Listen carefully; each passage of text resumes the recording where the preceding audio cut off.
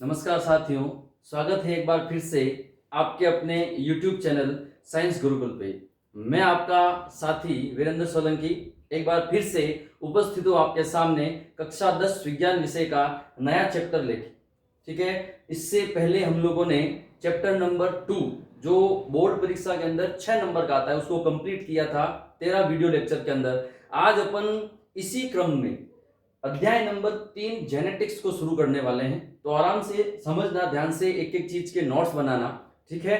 और अच्छे से नोट्स बनाओगे तो आपको बुक हाथ में लेने की जरूरत भी नहीं पड़ेगी, क्योंकि जितनी भी चीजें, कोशिश मेरी यही रहेगी कि किताब के अंदर की कोई भी चीज छूटे ना। क्योंकि देखिए साथियों, कोई भी क्वेश्चन आता है जो अपना पाठ्यक्रम है, जो अपनी पाठ्य पुस्तक है, उसके बाहर कुछ नहीं जाता। लेकिन बात यहां आके फंस जाती है कि उसको किस तरीके से अपन याद करें या किस तरीके का सवाल आता है। तो उसके लिए मैं यहां पर आपकी सहायता के लिए तत्पर हूं। तो चलिए शुरू करते हैं जेनेटिक्स। देखिए, चैप्टर का नाम है आनुवंशिकी, या इसको इंग्लिश में कहते हैं जेनेटिक्स। ठीक है, अब देखिए सबसे पहली बात करते हैं, ये जो शब्द है जेनेटिक्स, ये शब्द किससे बना हुआ है? जीन से। जेनेटिक शब्द है वो किससे बना हुआ है? जीन से बना हुआ है। किससे बना हुआ है? जीन से। ठीक है, अब ये जीन क्या होता है?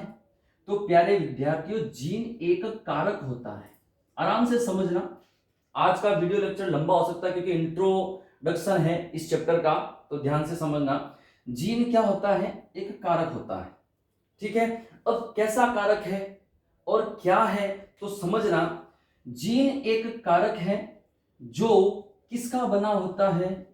डीएनए का बनता है। जीन किसका बनता है? डीएनए का बनता है। डीएनए क्या है? पिछली क्लास में, क्लास 9th में या 8th में आपने इसका नाम पढ़ा होगा, डीऑक्सीराइबोन्यूक्लिक अम्ल। ठीक है, डीऑक्सीराइबोन्यूक्लिक अम्ल डीएनए का पूरा नाम है। ठीक है, अब देखिए ये डीएनए का बना होता है। ये डीएनए क्या है? तो ये डीएनए जो है वो आनुवंशिक पदार्थ। डीएनए क्या है? आनुवंशिक पदार्थ है। ठीक है, आराम से समझना। जीन किसका बनता है? डीएनए का। डीएनए क्या है? एक आनुवंशिक पदार्थ है। ठीक है, दूसरी बात, जीन जो है वो डीएनए का बनता है और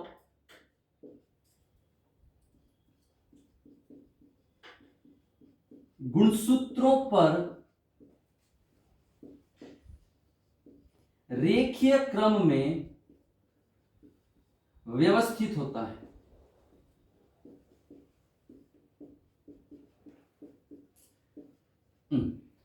जीन डीएनए का बनता है जो गुणसूत्रों पर रेखीय क्रम में व्यवस्थित होता है। अब गुणसूत्र कहां पाए जाते हैं? तो कक्षा 9th के अंदर आप लोगों ने पढ़ा होगा, गुणसूत्र कहां होते हैं? कोशिका के केंद्रक में। कहां होते हैं गुणसूत्र?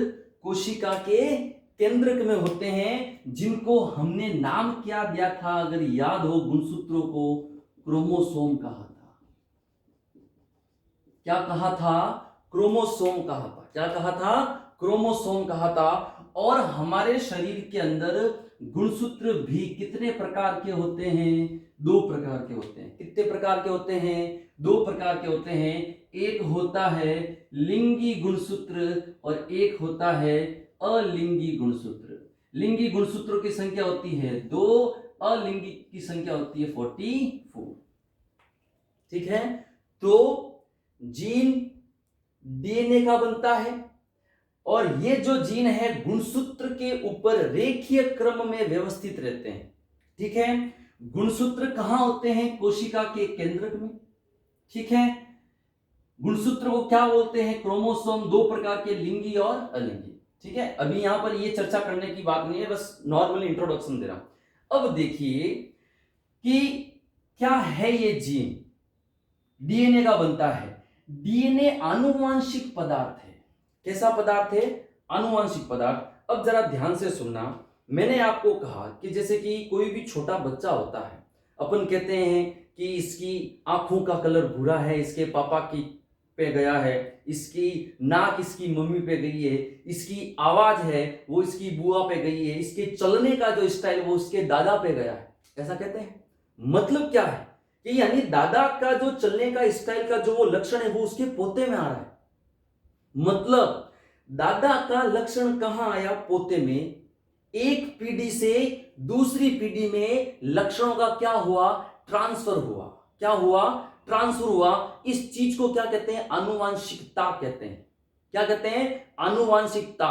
मान लीजिए कि मेरे अंदर के जो लक्षण, जैसे कि सोनू निगम बहुत बड़ा सिंगर है, हम सब जानते हैं, उसके बेटे का वीडियो वायरल हुआ था, कोलावेरी डी का, उसने गाया था।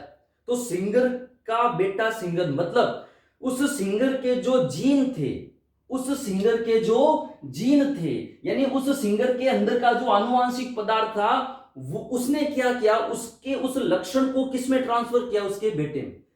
यानी कुछ लक्षण ऐसे होते हैं जो एक पीढ़ी से दूसरी पीढ़ी में लगातार गमन करते हैं, ठीक है ना। इस चीज को क्या कहते हैं? आनुवांशिकता कहते हैं। क्या कहते हैं? आनुवांशिकता।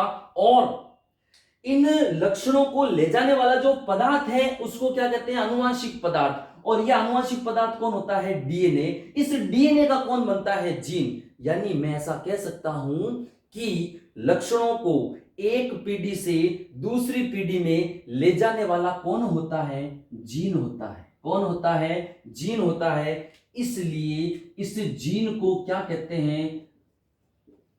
आनुवांशिकता की इकाई कहते हैं। क्या कहते हैं? आनुवांशिकता की इकाई कहते हैं। समझ में आया जीन क्या है? ठीक है, ये जीन है जो क्या करता है? लक्षणों को एक पीढ़ी से दूसरी पीढ़ी में लेकर जाता है, ठीक है।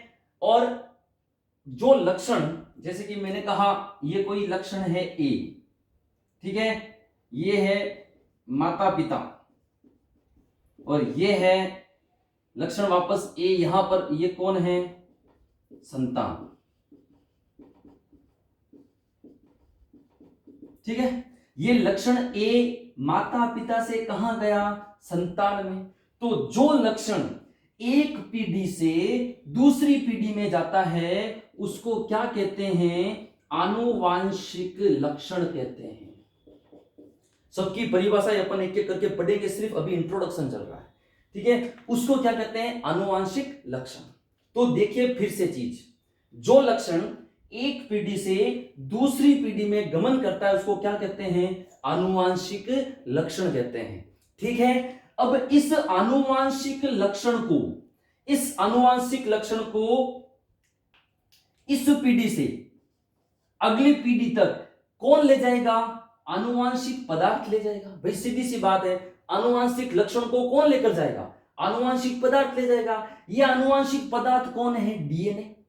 और डीएनए से कौन बना है? जीन बना है। तो मैं ये कह सकता हूं कि इस लक्षण से संबंधित कोई एक जीन है, मैंने कह दिया एक्स, ये किसका बना हुआ है? डीएनए का।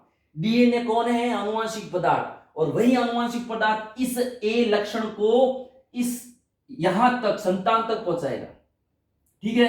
तो मैं ये कह सकता हूं कि माता पिता के अंदर का ये जो लक्षण ए है ये आगे संतान में जा रहा है, तो इस ए से संबंधित कोई एक जीन है एक्स, और ये जीन इस लक्षण ए को लेकर कहां जा रहा है? संतान के अंदर जाता है।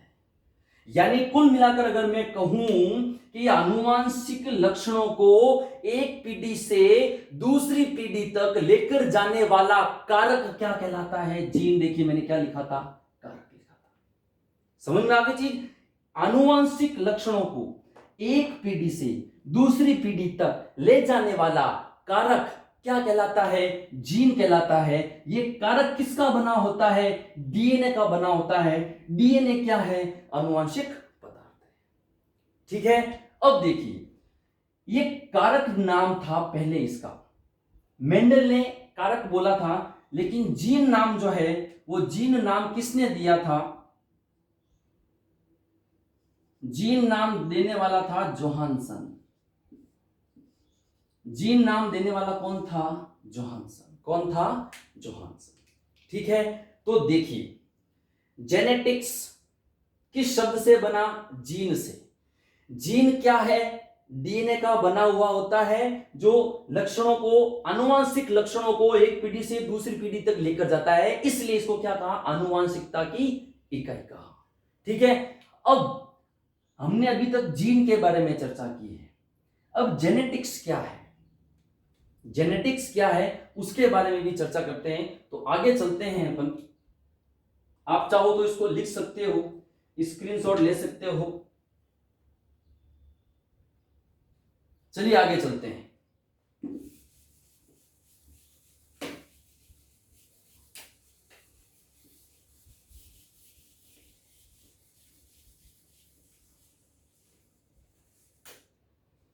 देखिए जीन क्या है? एक कारक है। ठीक है, अब देखिए जेनेटिक्स किससे बना है? जीन से बना है। जेनेटिक्स को हिंदी में क्या कहते हैं? आनुवांशिकी कहते हैं। अभी जस्ट पहले हमने क्या क्या पढ़ा? एक तो जीन पढ़ा, एक हमने पढ़ा आनुवांशिक लक्षण, और एक शब्द मैंने इस्तेमाल किया आनुवांशिकता। ठीक है, आनुवांशिक लक्षण क्या? ऐसा लक्षण जो एक पीढ़ी से दूसरी पीढ़ी में गमन करता है, एक पीढ़ी से दूसरी पीढ़ी में गमन करता है, आनुवांशिक लक्षण कहलाता है। ठीक है, आनुवांशिकता जिसको अपन इंग्लिश में हेरेडिटी भी कहते हैं। ठीक है, आनुवांशिकता क्या है? तो आनुवांशिक लक्षणों का एक पीढ़ी से दूसरी पीढ़ी में गमन करना ही क्या कहलाता है? आनुवंशिकता कहलाता है। ठीक है, अभी जीन से जेनेटिक्स कैसे बना उसको समझाने का प्रयास कर रहा हूं। अब देखिए जेनेटिक्स किसको कहते हैं, ध्यान से देखना। जीव विज्ञान की वह शाखा जिसमें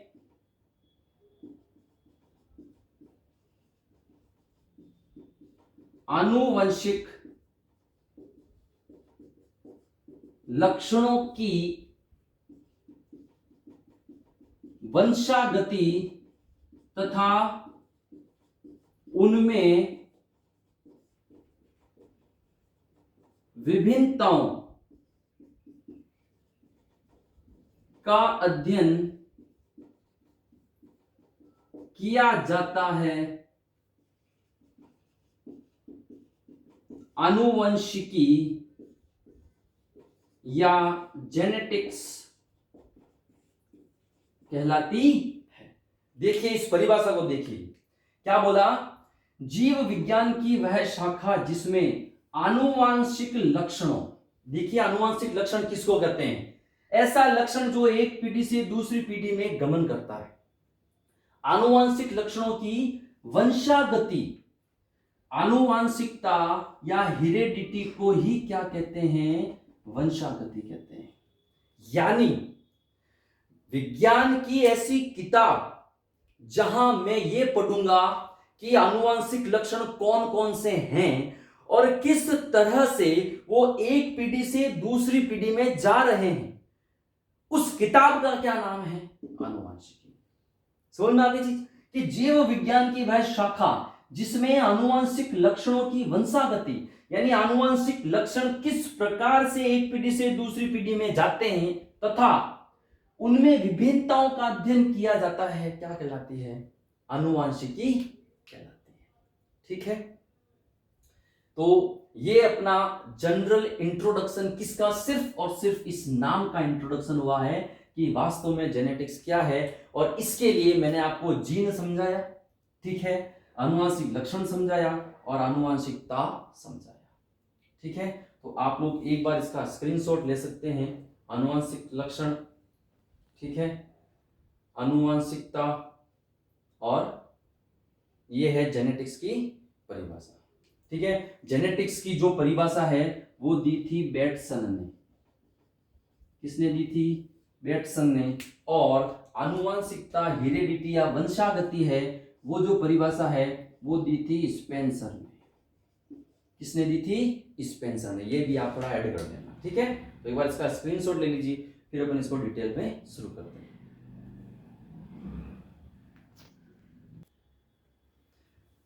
चलिए मित्रों, आगे चलते हैं।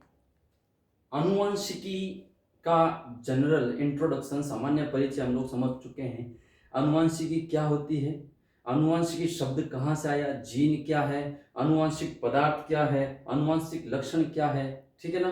अब देखिए, ये जो आनुवंशिकता शब्द है या आनुवंशिकी जो चीज है वो क्यों किताबों में आई, इसका श्रेय किसको जाता है? तो आपने एक नाम सुना होगा,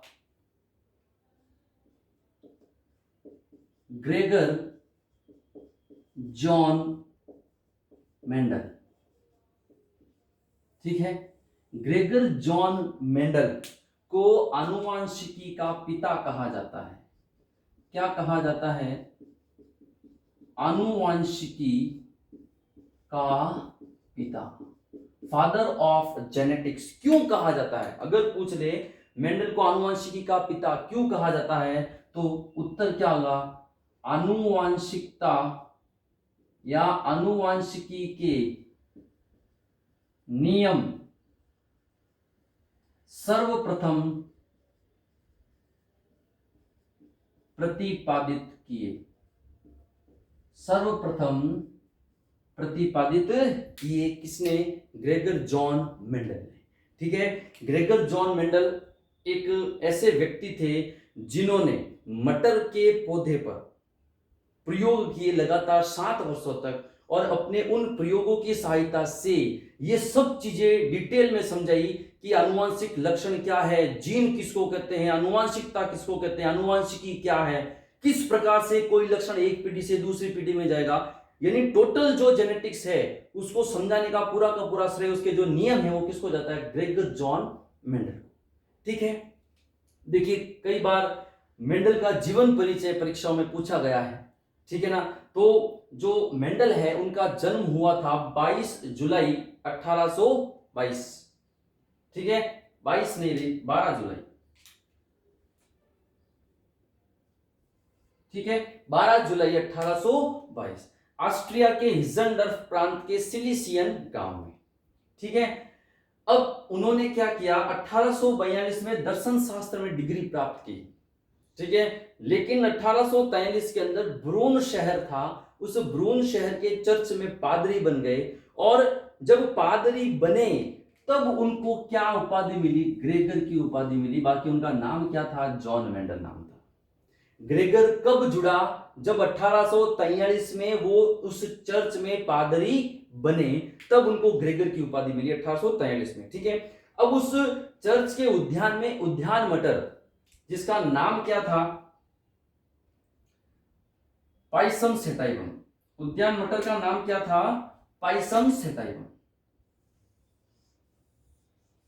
इस पाइसम सेटाइवम पर 7 वर्षों तक प्रयोग किए। कितने वर्षों तक? 7 वर्षों तक, 56 से लेके 63 तक प्रयोग किए, और उन प्रयोगों से प्राप्त निष्कर्षों का एक शोध पत्र तैयार किया, और उस शोध पत्र को Brunn society of natural history, Brunn society of natural history के सामने प्रस्तुत किया। लेकिन उस समय के जो साइंटिस्ट थे या इस सोसाइटी के जो सदस्य थे, वो मेंडल की दूरदर्शिता को समझ नहीं पाए। उन्होंने कहा ऐसा नहीं हो सकता कि भाई लक्षण एक पीढ़ी से चलकर दूसरी पीढ़ी में जाते हैं, ऐसा नहीं होता। ठीक है ना। तो उस समय मेंडल के इन निष्कर्षों को, इन प्रयोगों को नकार दिया गया, और एट लास्ट 6 जनवरी 1884 को एक अनजान पादरी के रूप में इनकी मृत्यु हो गई। मतलब मेंडल के जीवन काल में मेंडल को इतनी प्रसिद्धि नहीं मिली जितनी आज हम लोग किताबों में पढ़ते हैं। अब वो कब मिली? जब मेंडल के इन निष्कर्षों का दोबारा से खोज हुआ, ठीक है, और जो नियम तीन साइंटिस्ट थे अलग अलग देशों के, तीनों ने काम किया, तीनों के जो निष्कर्ष थे वो इनके एकदम इक्वल आए, तब उन्होंने कहा कि मेंडल ने एकदम सही कहा था, ठीक है। तो मेंडल इतने वर्षों पहले ही सफल हो गए थे, उनकी सफलता के कुछ कारण थे, वो कारण भी कई बार बोर्ड में पूछे गए हैं, ठीक है ना। तो एक बार इसका स्क्रीनशॉट ले लीजिए, फिर मेंडल की सफलता के कारण और मेंडलवाद। मेंडलवाद का मतलब मेंडल के आनुवंशिकता के नियमों को क्या कहते हैं, मेंडलवाद। तीन नियम दिए थे, कितने नियम दिए थे, तीन, उनका भी अपन विस्तार से अध्ययन करते हैं, ठीक है। तो एक बार इसका स्क्रीनशॉट ले लीजिए।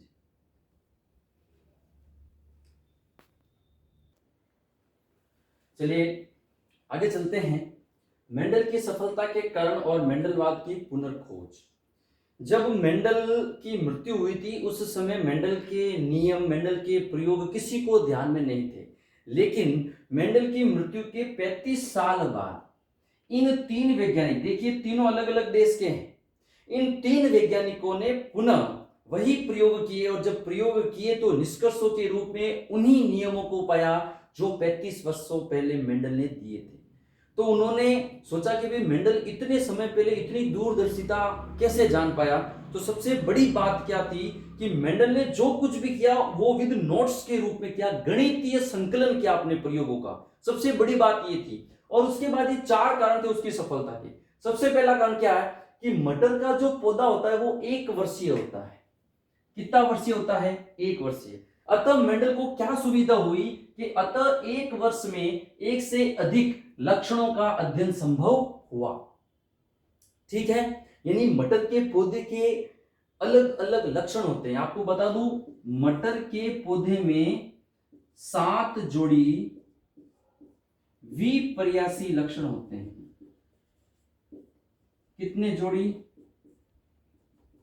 7 जोड़ी विपर्यासी लक्षण होते हैं। किसमें, मटर में। इसलिए कितने साल लगे, 7 साल लगे। कितने साल लगे, 7 साल। क्यों, 1 साल में केवल और केवल एक ही लक्षण का अध्ययन किया मेंडल ने। वैसे खूब सारे कारण हैं लेकिन प्रमुख ये 4 हैं। फिर देखिए, द्विलिंगी पुष्प होने के कारण स्वपरागण द्वारा समयुग्मजी, स्वपरागण द्वारा समयुग्मजी या शुद्ध पादप आसानी से प्राप्त किया जा सकता है। द्विलिंगी पुष्प, मटर का पौधा कैसा होता है, द्विलिंगी। द्विलिंगी का मतलब मटर के पौधे में 9th क्लास के अंदर पढ़ा होगा, पुंकेसर और स्त्री केसर दोनों पाए जाते हैं। ये पादप जननांग है। पुंकेसर का मतलब नर जननांग, स्त्री केसर का मतलब मादा जननांग। मटर के पौधे के पुष्प में ये दोनों जननांग पाए जाते हैं एक ही साथ। तो द्विलिंगी पुष्प है तो नर जननांग भी यही मौजूद है, मादा जननांग भी यही मौजूद है, ठीक है। नर जननांग पर पराग कण मौजूद होते हैं जो पराग नलिका के द्वारा स्त्री केसर के अंडाशय तक पहुंचते हैं और वहां पर निषेचन होता है, फिर फल बीज वगैरह बनते हैं, ठीक है ना। तो दोनों प्रकार के जननांग पाए जाते हैं, तो दोनों प्रकार के जननांग पाए जाते हैं, ठीक है। अब आपको समझना होगा स्वपरागण और परपरागण। स्वपरागण, परपरागण, ये 2 शब्द है, ठीक है। स्वपरागण तो ये आपको समझ में आ गया कि जब एक ही पौधे पर पुंकेसर और स्त्री केसर दोनों हैं तो इसी पौधे का इसी पौधे के ऊपर जनन प्रक्रिया कंप्लीट हो जाती है, उसी पौधे के अंदर, ठीक है। लेकिन मान लीजिए ये एक पौधा है, ये दूसरा पौधा है, इस पौधे का ये पुष्प है और इस पौधे का ये पुष्प है। मान लीजिए यहां का कोई पराग कण उड़कर, हवा के साथ उड़कर या पानी के साथ बहकर इस पौधे के ऊपर आ गया और फिर ये यहां से पराग नलिका से होता हुआ अंडाशय तक पहुंचा और निषेचन हुआ, तो यहां का पराग कण यहां गया तो दूसरे पौधे के पुष्प का पराग कण गया, उसको क्या कहते हैं, परपरागण कहते हैं। क्या कहते हैं, परपरागण, ठीक है। तो देखिए द्विलिंगी पुष्प होने के कारण क्या होता है, स्वपरागण, इसलिए शुद्ध पादप या समयुग्मजी पादप, इसका अपन आगे डिटेल में इसकी परिभाषा समझेंगे। समयुग्मजी क्या है और विषम युग्मजी क्या है अभी बताऊंगा आपको, ठीक है। फिर देखो विपुंसन विधि, कौन सी विधि, विपुंसन विधि द्वारा परपरागण भी आसानी से किया जा सकता है। देखिए दोनों शब्द आ गए, दोनों मैंने बता दी। विपुंसन विधि। अब देखिए विपुंसन का क्या मतलब है। विपुंसन का मतलब है कि ये मटर का पौधा है, ये रहा, ठीक है, ये मटर का पौधा इस प्रकार से, इस मटर के पौधे में पुंकेसर भी स्त्रीकेसर भी, लेकिन क्या किया, एक ब्लेड से इस पुंकेसर को काट दिया, यहां से पुंकेसर को काट दिया। अब नर जननांग नहीं है लेकिन स्त्री केसर तो है, तो जनन तो हो सकता है। फिर क्या होगा, इस स्त्री केसर पर दूसरे पुष्प का परागकण आएगा, तो कौन सा परागण हो गया, पर परागण। ये होती है विपुंसन की प्रक्रिया, ठीक है ना। तो विपुंसन विधि द्वारा पर परागण आसानी से किया जा सकता है। फिर चौथा कारण था, मटर के पौधे में विपर्यासी लक्षणों के जोड़े पाए जाते हैं। कितने जोड़े पाए जाते हैं, 7 जोड़े पाए जाते हैं। कितने जोड़े, 7, ठीक है। अब देखिए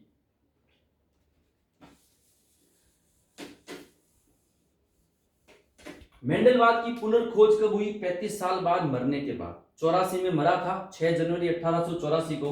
उसके 35 साल बाद हॉलैंड का यूगो डी ब्रीच, जर्मनी का कार्ल कोरेंस और ऑस्ट्रिया का एरिक वॉन शेरमर, तीनों ने अलग अलग टाइम पीरियड के अंदर अलग अलग रहते हुए प्रयोग किए, लेकिन तीनों के प्रयोग इक्वल मिले।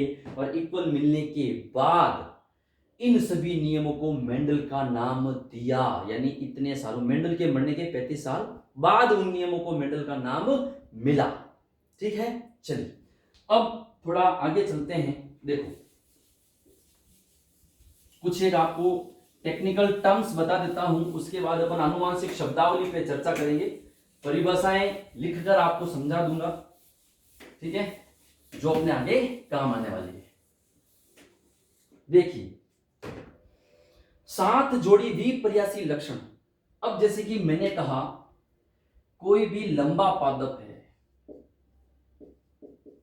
क्या है, लंबा।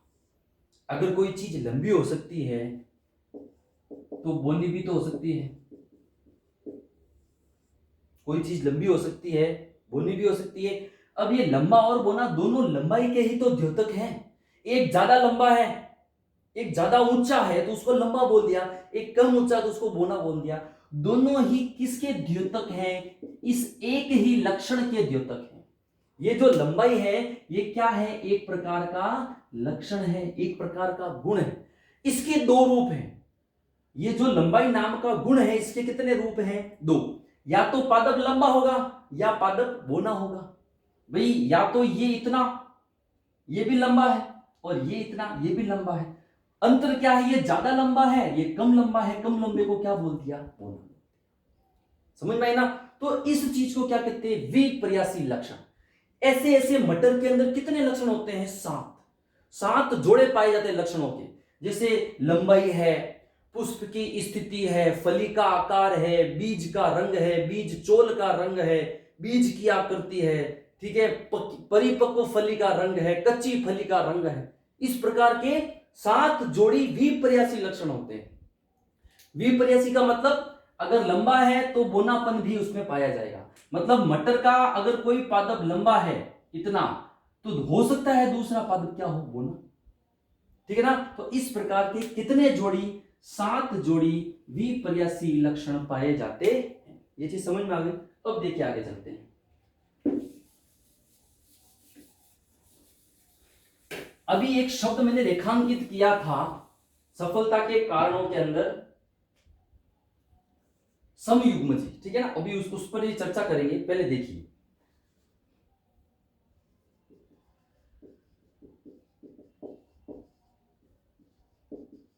आनुवांशिक लक्षण, ठीक है, ये आपको पता है, परिभाषा बता दी।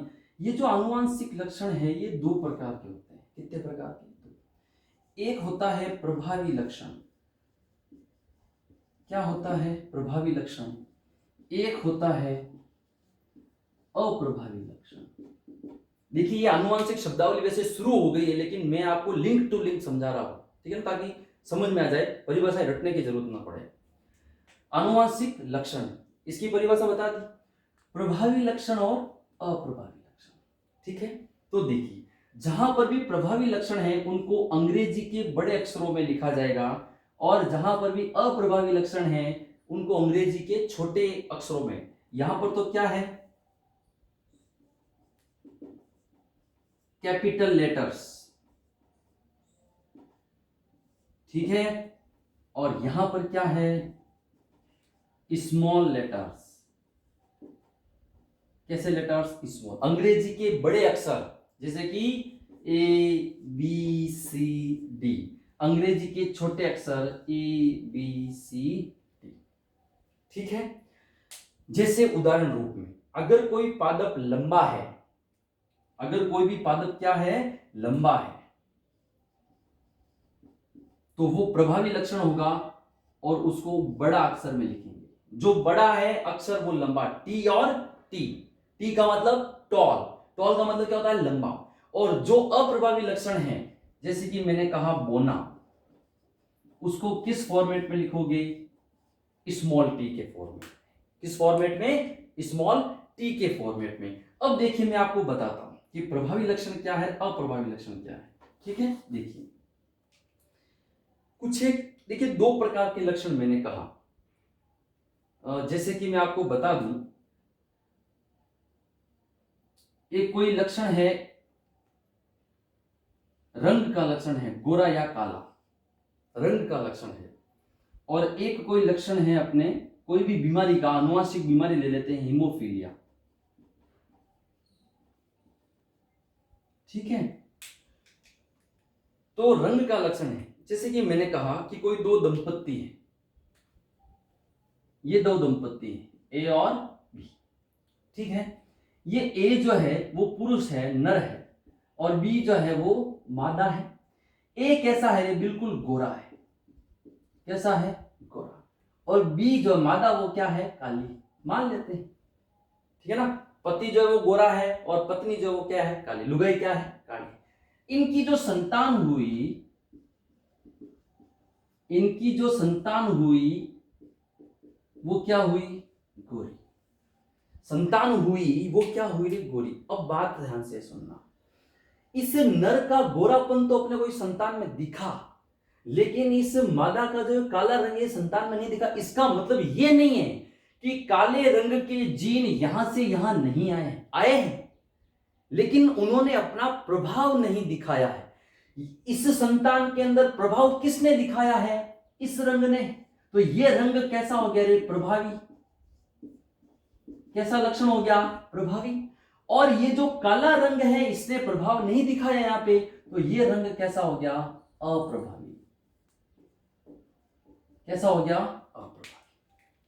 ये माता पिता और ये संतान, प्रथम पीढ़ी, संतान क्या हो गई, प्रथम पीढ़ी। इस प्रथम पीढ़ी को याद रखना F1 कहते हैं, प्रथम पीढ़ी को F1, द्वितीय पीढ़ी को F2, तृतीय पीढ़ी को F3, ऐसे, ठीक है। अब देखिए, अब मैं यहां से इसकी परिभाषा बना रहा हूं प्रभावी और अप्रभावी की। मैंने क्या बोला, दंपति थे, नर क्या था, गोरा, आदमी गोरा था, उसकी लुगाई काली थी, ठीक है।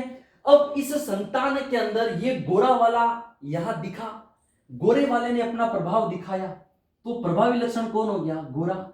लेकिन इस पीढ़ी के अंदर इस काले रंग के जीन आए तो हैं, लेकिन इन जीन के, या फिर ऐसा कह सकते हैं इन जीन ने अपना प्रभाव नहीं दिखाया है, तो ये क्या हो गए, अप्रभावी। भाई मैं अपना प्रभाव दिखाऊंगा तो मैं प्रभावी, मान लीजिए मैं अपना प्रभाव नहीं दिखा रहा तो मैं अप्रभावी, ठीक है ना। तो सुनिए, वे लक्षण जो प्रथम पीढ़ी में अपना प्रभाव दिखाते हैं प्रभावी लक्षण कहलाते हैं, तथा ऐसे लक्षण जो प्रथम पीढ़ी में अपना प्रभाव नहीं दिखाते अप्रभावी लक्षण कहलाते हैं, ठीक है ना। तो ये हो गए आनुवंशिक लक्षणों के दो प्रकार, प्रभावी लक्षण, ऐसे लक्षण जो प्रथम पीढ़ी में अपना प्रभाव दिखाते हैं या अपने आप को प्रकट करते हैं, और ऐसे लक्षण जो प्रथम पीढ़ी में अपने आप को प्रकट नहीं करते क्या कहलाते हैं, अप्रभावी लक्षण। जैसे आनुवंशिक रोग हैं वो सब अप्रभावी लक्षण होते हैं, क्योंकि ऐसा नहीं है कि बाप को हीमोफीलिया है तो उसके बेटे को भी हीमोफीलिया, फिर उसके बेटे को भी, नहीं, कई पीढ़ियों बाद में वापस से वो जीन एक्टिव होता है, फिर आनुवंशिक रोग उत्पन्न होते हैं, ठीक है ना। तो ये हो गए प्रभावी लक्षण और अप्रभावी लक्षण। ध्यान रखना, प्रभावी को कैपिटल में लिखोगे, अप्रभावी को स्मॉल में लिखोगे, ठीक है। उसके बाद प्रथम पीढ़ी को किस में लिखा मैंने, F1 में लिखा। प्रभावी लक्षण कौन, जो प्रथम पीढ़ी में अपने आप को प्रकट करेंगे वो प्रभावी, जो प्रकट नहीं करेंगे वो अप्रभावी, ठीक है। अब आगे देखिए, अभी लिखना कुछ नहीं है, सिर्फ समझते रहो, इनकी एक एक की परिभाषा में लिखा दूंगा। देखिए